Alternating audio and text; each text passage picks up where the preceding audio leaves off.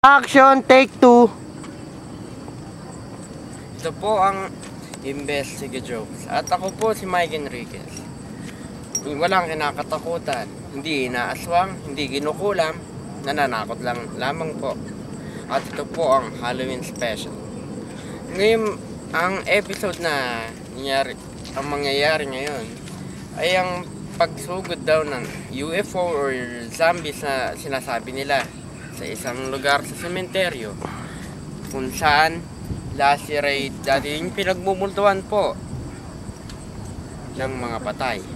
Tignan po natin ang interview natin at tanungin natin kung ano nangyari sa kanya.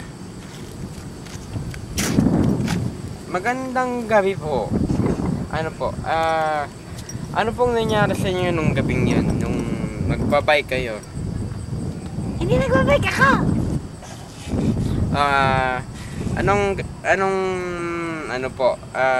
Bakit po bigla na lang sumugod yung mga paano pong nangyari?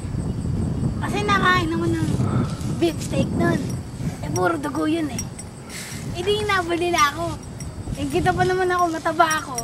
Makakanla, puro meat ako. Yun, hinabol na ako.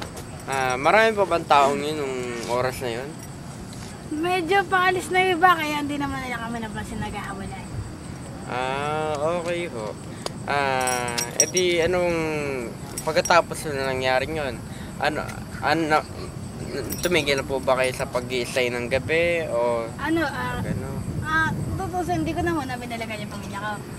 Hindi, umuwi na ako dire-diretso nakabike. Kaya pag uwi ko, iniika na ako. Doon na lang ako bumulag dito hanggang ngayon. Okay. Salamat po. Maraming gabi ulit. At ito po, ang nangyari sa kanya, hinabol daw ng zombies dahil daw sa kanyang beef steak, nakita daw nila mas malaman siya. Kaya, yun yung nangyari.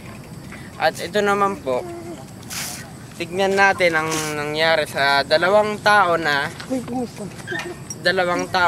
nag-flip top nung gabi. Wala naman silang magawa. Kaya hindi magpigunan, mag-asaran, o kung ano man yun. Ngayon, tignan natin at interview natin kung ano nangyari sa kanila nung gabing yun.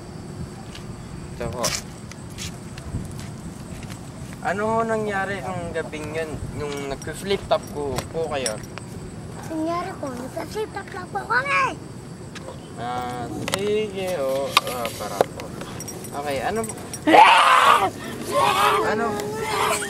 Ayan ho, nakikita nyo at hinahabol na ng zombie o UFO sa sinasabi nila.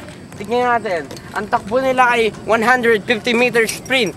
At makikita ho natin na walang tigil, non-stop chasing.